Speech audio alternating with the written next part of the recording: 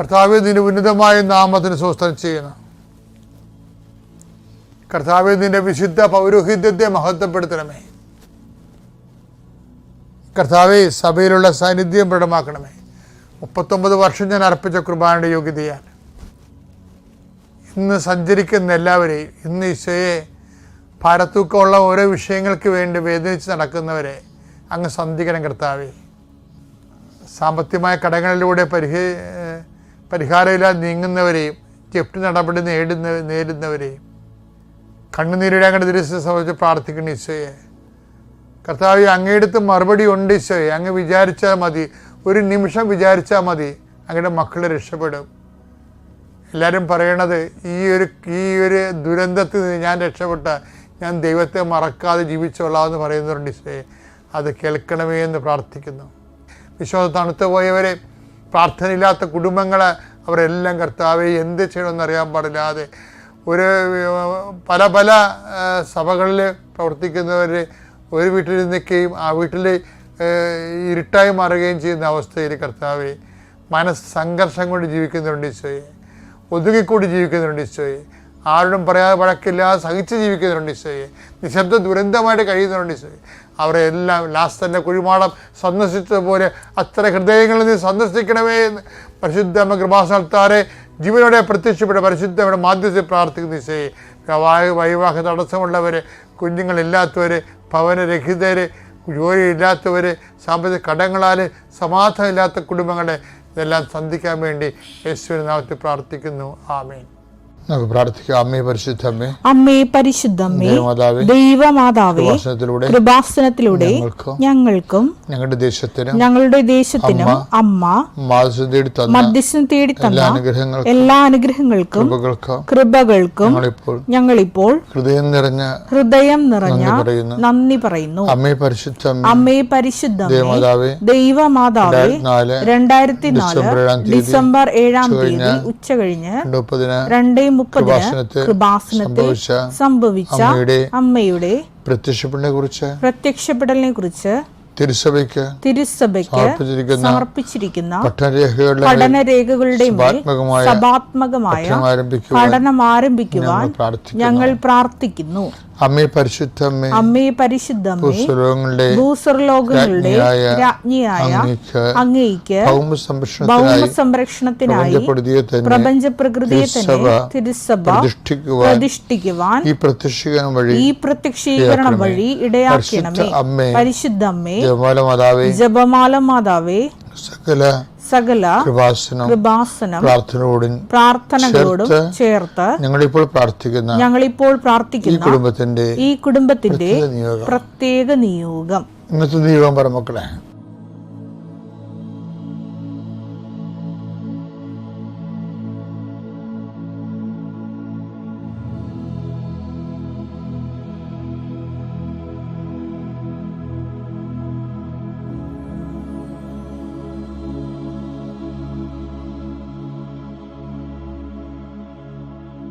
അമ്മയുടെ പ്രത്യക്ഷീകരണത്തിന്റെ ഈ അനുഗ്രഹവേളയിൽ ഞങ്ങൾക്ക് സാധിച്ചു തരുവാൻ കനിയണമേ. സ്വർഗ്ഗസ്ഥനായ ഞങ്ങളുടെ പിതാവേ, അങ്ങയുടെ നാമം പൂജിതമാകണമേ. അങ്ങയുടെ രാജ്യം വരണമേ. അങ്ങയുടെ തിരുമനസ് സ്വർഗത്തിലെ പോലെ ഭൂമിയിലും ആകണമേ. അന്നു വേണ്ടുന്ന ആഹാരം ഇന്ന് ഞങ്ങൾക്ക് തരണമേ. ഞങ്ങളോട് തെറ്റ് ചെയ്യുന്നവരോട് ഞങ്ങൾ ക്ഷമിക്കുന്നത് പോലെ ഞങ്ങളുടെ തെറ്റുകൾ ഞങ്ങളോടും ക്ഷമിക്കണമേ. ഞങ്ങളെ പ്രലോഭനത്തിൽ ഉൾപ്പെടുത്തരുതേ, തിന്മയിൽ ഞങ്ങൾ രക്ഷിക്കണമേ. ആമേൻ. നന്മ നിറഞ്ഞ മറിയമേ, സ്വസ്തി. കർത്താവ് അങ്ങയുടെ കൂടെ സ്ത്രീകളിൽ അങ്ങ് അനുഗ്രഹിക്കപ്പെട്ടവളാകുന്നു. അങ്ങയുടെ ഉദരത്തിൻ ഫലമായി ഈശോ അനുഗ്രഹിക്കപ്പെട്ടവനാകുന്നു. പരിശുദ്ധ മറിയമേ, തമ്പുരാന്റെ അമ്മേ, പാപികളായ ഞങ്ങൾക്ക് വേണ്ടി ഇപ്പോഴും ഞങ്ങളുടെ മരണസമയത്തും തമ്പുരാനോട് അപേക്ഷിക്കണമേ. ആമേൻ. നമ്മളെ കൃപാസനത്തില് ദൈവം നമുക്ക് നൽകിയ ഏറ്റവും വലിയ നിധി എന്ന് പറഞ്ഞാൽ എന്താണ്? ഉടമ്പടിയാണ്. ഉടമ്പടി വരാൻ കാരണം എന്ന് വെച്ച് കഴിഞ്ഞാൽ എനിക്ക് അമ്മ എൻ്റെ 2015 മാതാവിൻ്റെ പ്രത്യക്ഷീകരണം സംഭവിച്ച് 10 കൊല്ലം കഴിഞ്ഞ്. അപ്പം അതിൻ്റെ അനുഭവങ്ങളൊക്കെ ഞാൻ നിന്നോട് നേരത്തെ പറഞ്ഞിട്ടുണ്ട്. അതിൻ്റെ ഭാഗമായിട്ട് ആ 10 കൊല്ലത്തേക്ക് ദൈവമേ ഒരു ചെറിയ പ്രാർത്ഥന ആൾക്കാർക്ക് കൊടുക്കാൻ ഒത്തെങ്കിൽ കൊള്ളാമായിരുന്നെന്ന് എൻ്റെ മനസ്സിൽ തമിഴ്നാട്ടിൽ വെച്ച് തോന്നിയപ്പോഴാണ് മാതാവ് പെട്ടെന്ന് തന്ന ഒരു പ്രാർത്ഥനയാണ്. എന്താണ്? അമ്മ ഈ ദശവത്സരത്തിൽ അമ്മ ആഗ്രഹിക്കുന്ന ഒരു കൃപാവര പദ്ധതി കൃപാസനത്തിലും ഞങ്ങളുടെ കുടുംബത്തിലും നിറവേറാൻ ഇടയാക്കണമേ. അങ്ങനെ ആ പ്രാർത്ഥന കിട്ടിക്കഴിഞ്ഞപ്പോൾ 10,000 ലീഫ്ലെറ്റുകൾ അടിച്ച് ആൾക്കാർക്ക് കൊടുത്തു പ്രാർത്ഥിക്കാൻ വേണ്ടി. അപ്പോൾ ദൈവത്തിന് തോന്നി മാതാവിൻ്റെ പ്രത്യക്ഷീകരണം 10,000 ലീഫ്ലെറ്റുകളും 10,000 ഒന്നുമല്ല അല്ലേ, അവർ 50,000 അടിച്ച് കാണും പല പ്രാവശ്യമായിട്ട്. അപ്പം അത് എൻ്റെ ഉദ്ദേശം എന്താണ്? മാതാവിൻ്റെ പ്രത്യക്ഷീകരണം അനുസ്മരിക്കാൻ വേണ്ടി അമ്മ ആഗ്രഹിക്കുന്ന കൃപാവര പദ്ധതി എന്നാണ്. ആ പ്രാർത്ഥന സത്യസന്ധമായതുകൊണ്ടാണ്. കാര്യം ആ പ്രാർത്ഥന സത്യസന്ധമായ കാരണം എനിക്ക് ഐഡിയ ഒന്നും കിട്ടിയില്ല. എങ്ങനെയാണ് ഈ 10ാം കൊല്ലം കൊമമറേറ്റ് ചെയ്യണമെന്ന് അറിയത്തില്ലായിരുന്നു. ആ ചെയ്യണമെന്ന് അമ്മ പറയുകയും ചെയ്യുന്നുണ്ട് മനസ്സിൽ. അപ്പോൾ അമ്മ ആഗ്രഹിക്കുന്ന ഒരു കൃപാവര പദ്ധതി കൃപാസനത്തിലും ഞങ്ങളുടെ കുടുംബത്തിലും നിറവേറാൻ ഇടയാക്കണമേ. അത് മാത്രം പ്രാർത്ഥിച്ചതാണ്. അപ്പോഴാണ് 6 മാസം കഴിഞ്ഞപ്പോൾ ഉടമ്പടി അമ്മ തരണത്. അപ്പം ദൈവം തന്നുകൊണ്ടാണ് ഇത്ര കണ്ട് ഓണത്തിന് പോലും എന്തുമാത്രം മനുഷ്യരാവെന്ന് ഉടമ്പടി എടുത്തത്. ഓണമായിട്ട് പോലും അത് ചില ആൾക്കാർക്ക് അനുഭവങ്ങളായിപ്പോയി. അനുഭവങ്ങളൊക്കെ ഉടമ്പടിയുടെ ബേസിൽ ജനങ്ങൾക്ക് ആധികാരികത വർദ്ധിച്ചു. ദൈവത്തിന് സ്വന്തം ജനമാണെന്നാണെന്നുള്ള ഉടമസ്ഥ ബോധം വന്നു. ഉടമ്പടിയിലൂടെ ഒത്തിരി സംഭവമാണ് നാം നടന്നിരിക്കുന്നത് ആധ്യാത്മിക ജീവിതത്തിൽ. മറ്റത് കൊണ്ടാക്കൊണ്ട് കിട്ടിയ കൂട്ടി പോയ ചെട്ടി എന്ന് പറഞ്ഞാൽ ആൾക്കാർക്ക് ഒരു ഹൈപ്പോത്തസിക്കലല്ലേ ചില ആൾക്കാരൊക്കെ ജീവിക്കണത്. ഇതിപ്പോൾ അങ്ങനെയല്ലോ. ഇപ്പോൾ അവരതിനു വേണ്ടി അധ്വാനിക്കുന്നുണ്ട്.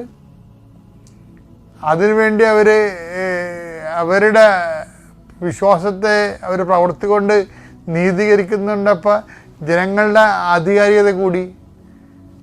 അപ്പോൾ ദൈവത്തിൻ്റെ ഉടമസ്ഥാവകാശം കൂടി.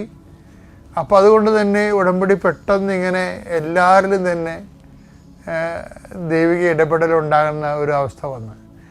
പക്ഷേ എപ്പോഴും നമ്മൾ ശ്രദ്ധിക്കേണ്ടത് ഈ മേജറായിട്ടുള്ള വിഷയങ്ങളായാൽ ദൈവം തന്നെയാണ് അത് ഉടമ്പടിയുടെ ഭാഗമാക്കി കളയും. ഇപ്പം നിത്യജീവൻ ഉടമ്പടിയല്ലേ. കുർബാന എന്തുകൊണ്ടാണ് ഉടമ്പടിയായ പുതിയ ഉടമ്പടി എന്ന് പറയാൻ കാര്യം എന്താണ്? അതുകൊണ്ട് നേടാനുള്ള കാര്യം നിത്യജീവനായതുകൊണ്ടാണ് അതിനെ ഉടമ്പടിയിലാക്കിയത്.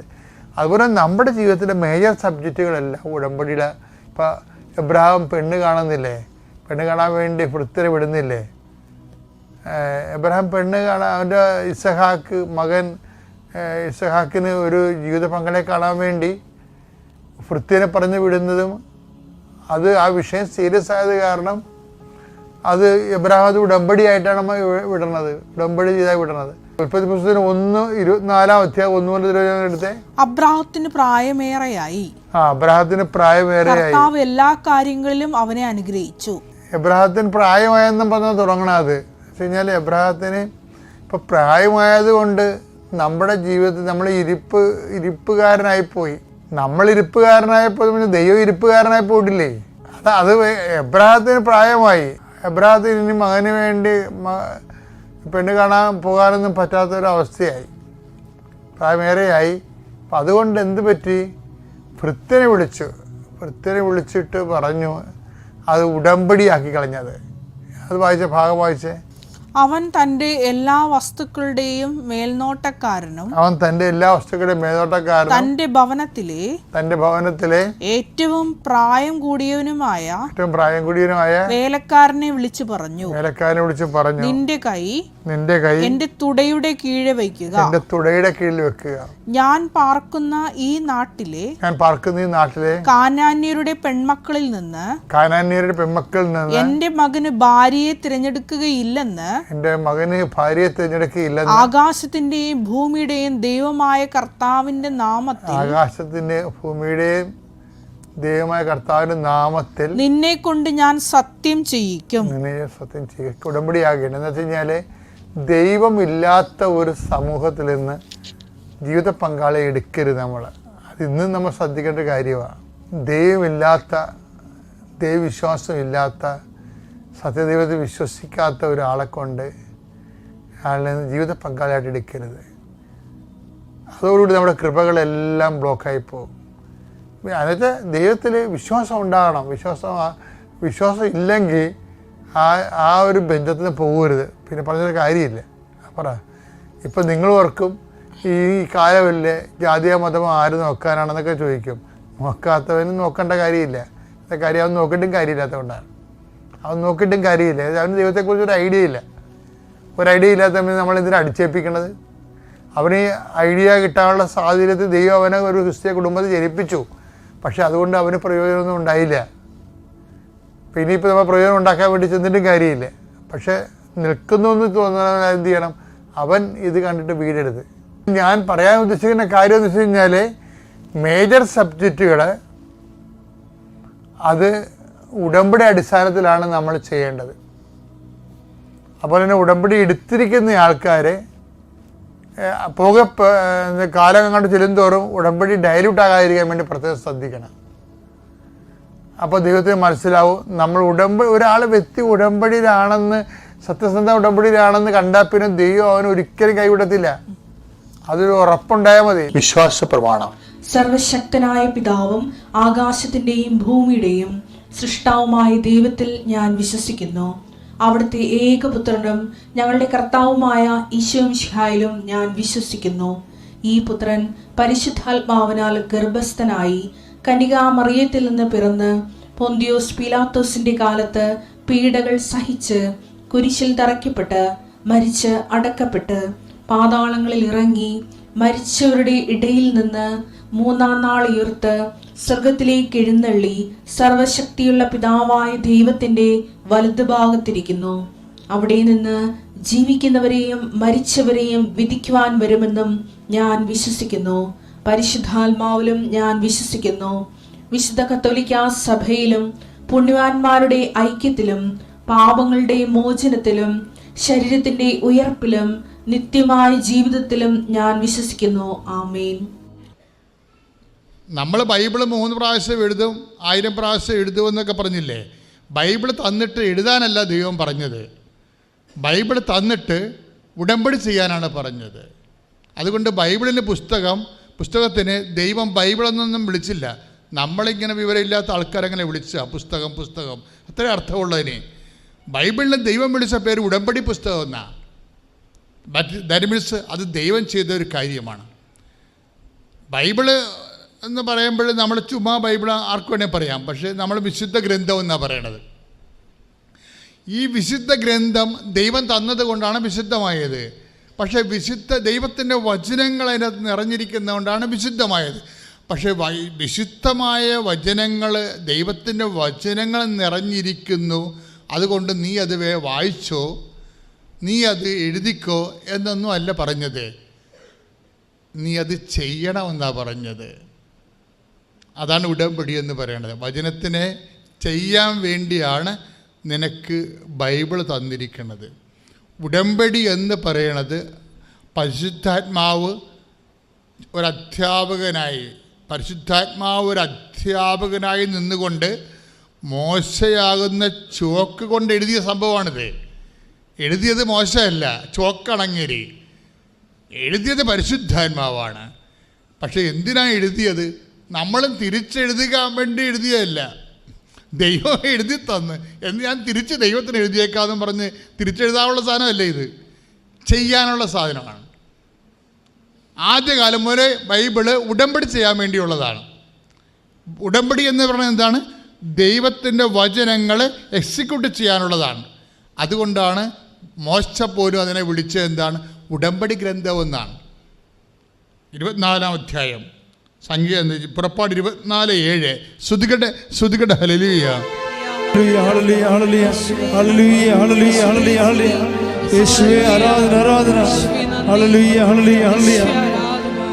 പുറപ്പാട് 24:7. പുറപ്പാട് 24:7 വായിച്ചോളൂ. അനന്തരം ഉടമ്പടി ഗ്രന്ഥമെടുത്ത് ഒന്ന് പറഞ്ഞേ. അനന്തരം ഉടമ്പടി ഗ്രന്ഥമെടുത്ത് ജനങ്ങൾ കേൾക്കെ വായിച്ചു. അപ്പോൾ അവർ പറഞ്ഞു, കർത്താവ് കൽപ്പിച്ചതെല്ലാം ഞങ്ങൾ ചെയ്യും. കൈയിടിച്ച് കർത്താവ്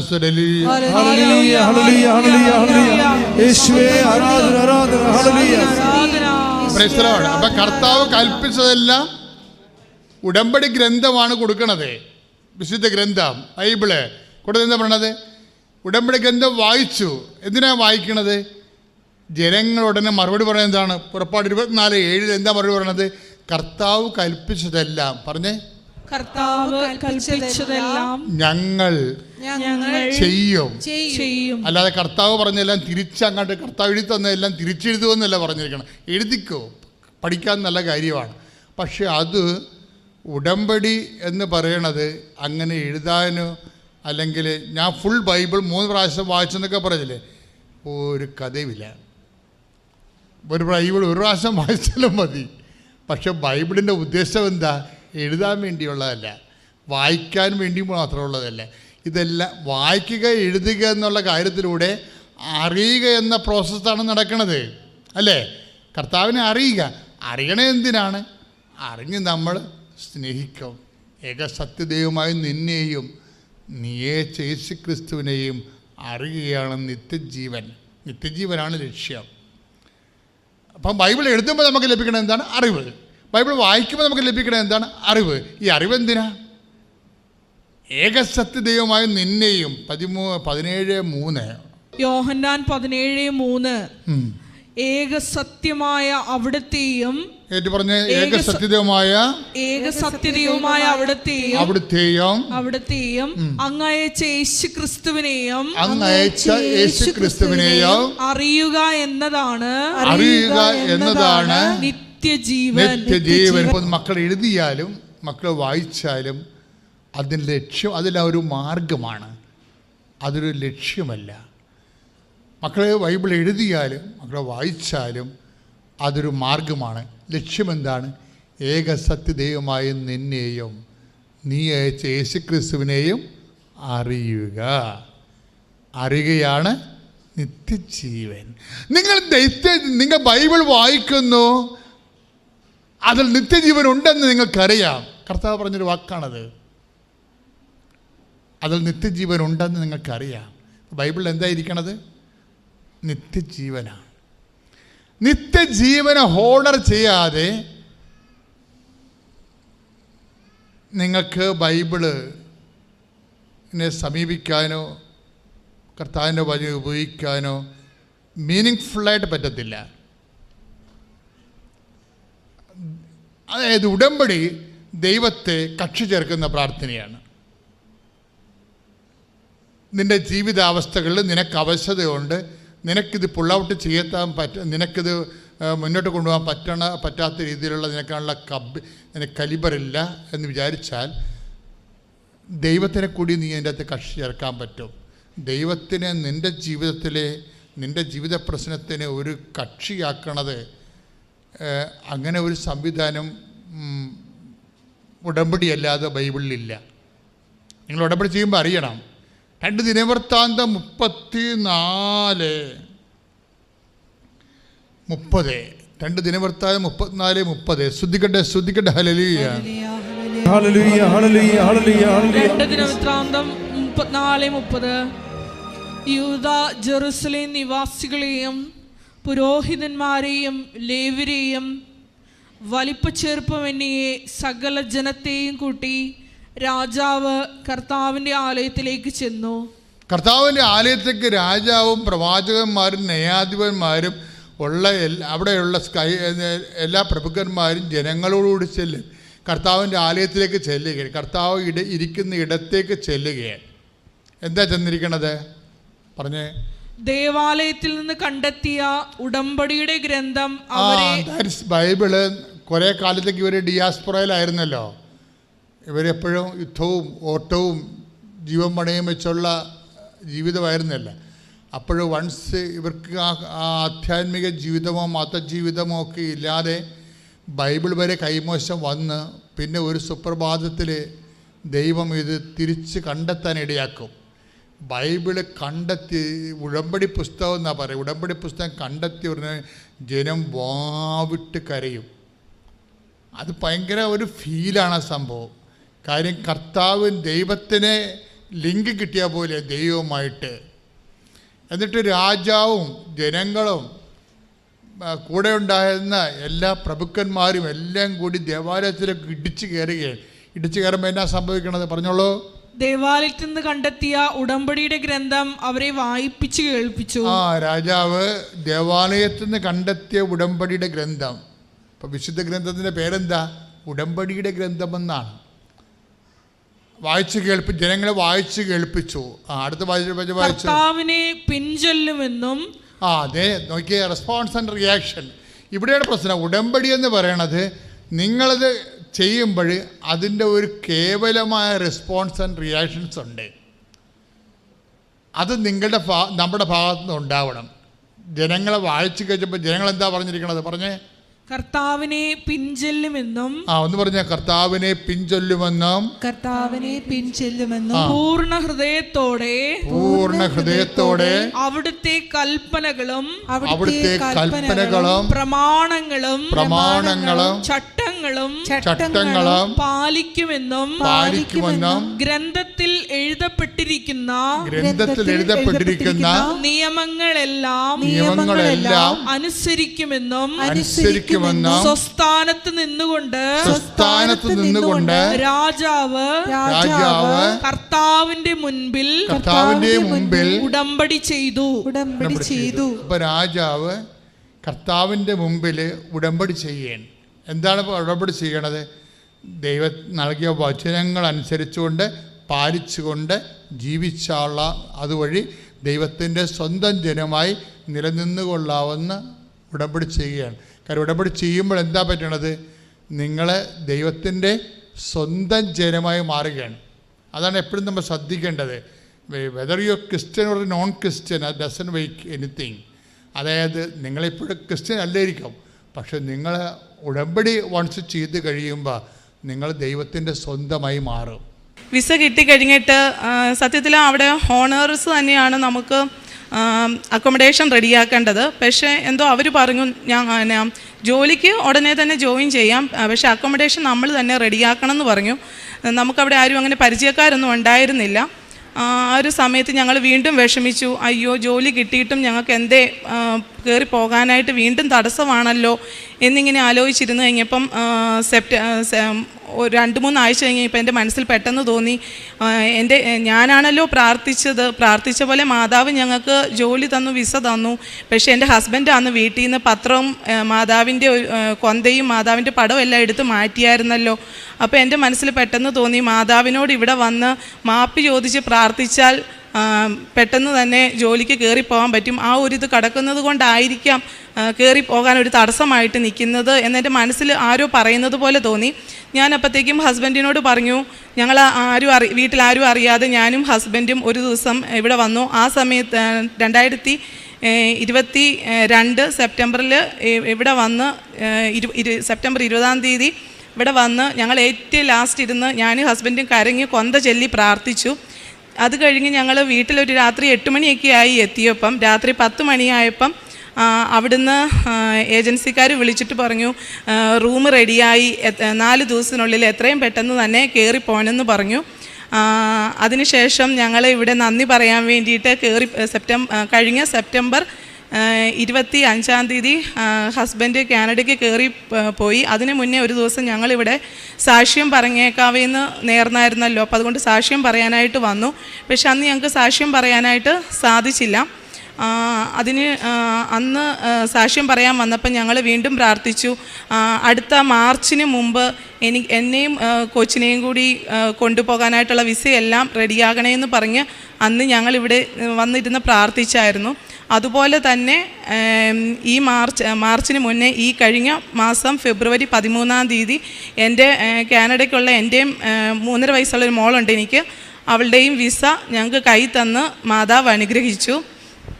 അതിനുശേഷം ഞങ്ങൾക്ക് അവിടെ അതൊരു ടൂറിസ്റ്റ് പ്ലേസാണ് ഹസ്ബൻഡ് നിൽക്കുന്നത്. അപ്പം ഹസ്ബൻഡിൻ്റെ സാലറിനേക്കാളും കൂടുതലാണ് അവിടുത്തെ വീടുകൾക്കൊക്കെ ഉള്ള വാടക. അപ്പം അതുകൊണ്ട് ഞങ്ങൾക്ക് കയറി പോകുവാനായിട്ട് സാധിച്ചിരുന്നില്ല. ഞാൻ വീണ്ടും ഇവിടെ വന്ന് മാതാവിനോട് കരങ്ങി പ്രാർത്ഥിച്ചു. മാതാവേ, ഞാൻ പറഞ്ഞ പോലെ തന്നെ മാതാവ് എനിക്ക് മാർച്ചിന് മുന്നേ എനിക്കും കുഞ്ഞിനുള്ള വിസയും തന്നു. പക്ഷേ എന്താ മാതാവേ കയറിപ്പോകാൻ പറ്റാത്ത? അടുത്ത ഏപ്രിലിന് മുന്നേ ഞങ്ങൾക്ക് കയറിപ്പോയേ പറ്റുള്ളൂ മാതാവേ എന്ന് ഞാൻ ഇവിടെ വന്നിരുന്ന് കരങ്ങി പ്രാർത്ഥിച്ചു. അതുപോലെ തന്നെ മാതാവ് ഞങ്ങൾക്കൊരു ഭവനം അവിടെ റെഡിയാക്കി തന്നു. ഈ തിങ്കളാഴ്ച 27-ാം തീയതി ഞാനും എൻ്റെ മോളും ഹസ്ബൻഡിൻ്റെ അടുത്തേക്ക് കയറി പോവുകയാണ്. പിന്നെ കിട്ടിയൊരു അനുഗ്രഹം എന്ന് പറഞ്ഞാൽ, ഞാൻ അതിൻ്റെ ഇടയ്ക്ക് ഞാനൊരു നേഴ്സാണ്. കാരിത്താസിൽ ഞാനൊരു ജോലിക്ക് വേണ്ടിയിട്ട് കയറിയ സമയത്ത് മെഡിക്കൽ എടുത്തപ്പോഴത്തേക്കും എൻ്റെ WBC കൗണ്ട് ഭയങ്കര ഹൈ ആയിട്ടാണ് കണ്ടത്. അപ്പം ജോലിക്ക് കയറുന്നതിന് പ്രശ്നമൊന്നുമില്ലായിരുന്നു. പക്ഷേ അവരിങ്ങനെ എന്നോട് പറഞ്ഞായിരുന്നു ഇങ്ങനെ WBC കൗണ്ട് ഹൈ ആയിട്ടാണ് നിൽക്കുന്നതെന്ന്. അത് കഴിഞ്ഞ് പിന്നെ ഞാനത് ട്രീറ്റ്മെൻറ്റ് എടുക്കാനോ ഒന്നും പോയില്ല. അത് കഴിഞ്ഞ് ഞങ്ങൾ ഈ കാനഡയ്ക്ക് പോകുന്ന വിസയുടെ മെഡിക്കൽ എടുക്കുന്ന സമയത്താണ് പെട്ടെന്ന് അത് ഓർമ്മ വന്നത്. അയ്യോ, ഇങ്ങനെയൊരു ഇതുണ്ടല്ലോ എന്ന് ഓർത്തത്. അപ്പം ഞാൻ ഒരാഴ്ച ഞാൻ പല ലാബുകളിൽ നിന്ന് എൻ്റെ ബ്ലഡ് WBC കൗണ്ട് ചെക്ക് ചെയ്തു. പക്ഷേ അതിലെല്ലാം ഹൈ ആയിട്ടാണ് കണ്ടത്. അപ്പോൾ ഒരു ഡോക്ടറിൻ്റെ അടുത്ത് പോയി ട്രീറ്റ്മെൻറ്റ് ആൻറ്റിബയോട്ടിക്സ് എല്ലാം എടുത്തു. പക്ഷേ എന്നിട്ടും വീണ്ടും റിപ്പോർട്ടിൽ ഹൈ ആയിട്ട് തന്നെയാണ് കാണിക്കുന്നത്. അതിനുശേഷം ഞാൻ വേറൊരു ഡോക്ടറെ മാറിക്കാണിച്ചപ്പോഴും ആ ഡോക്ടർ പറഞ്ഞു, ഇതിപ്പോൾ ഇത്രയും മാസമായിട്ടും നീ ട്രീറ്റ്മെൻറ്റ് എടുത്തിട്ടും നിനക്ക് ഇതുപോലെ തന്നെ ഹൈ ആയിട്ടാണ് കാണിക്കുന്നതെങ്കിൽ എന്തെങ്കിലും ഒരു കുഴപ്പം കാണും. നമുക്ക് ഡീറ്റെയിൽ ആയിട്ട് എക്സാമിനേഷനൊക്കെ ചെയ്യണം. വീണ്ടും ആദ്യം തൊട്ട് ഉള്ള ബ്ലഡിൻ്റെ എക്സാമിനേഷനും കാര്യങ്ങളും കൾച്ചർ എല്ലാം തന്നെ എടുത്തു. അതിൻ്റെ റിസൾട്ടിന് വേണ്ടിയിട്ട് ആദ്യത്തെ ബ്ലഡിൻ്റെ എക്സാമിനേഷൻ 2.5 മണിക്കൂർ വെയിറ്റിംഗ് ഉണ്ട് റിസൾട്ട് വരാനായിട്ട്. അപ്പോൾ ഞാനിങ്ങനെ വെയിറ്റ് ചെയ്തിരുന്നപ്പോഴത്തേക്കും ഹോസ്പിറ്റലിൽ തന്നെ ചാപ്പലിൽ പോയിരുന്നു. ഞാൻ കൃപാസന മാതാവേ, ഞാനിവിടെ ഒരു കുഴപ്പവുമില്ലാതെ എൻ്റെ ഈ റിപ്പോർട്ട് എനിക്ക് തരുവാണെങ്കിൽ ഞാൻ ഇവിടെ വന്ന് സാക്ഷ്യം പറഞ്ഞേക്കാവേ എന്ന് പറഞ്ഞ് ഞാൻ കരങ്ങി പ്രാർത്ഥിച്ചു. പക്ഷേ അത്ഭുതം എന്ന് പറയട്ടെ, ആ റിസൾട്ടിൽ എനിക്ക്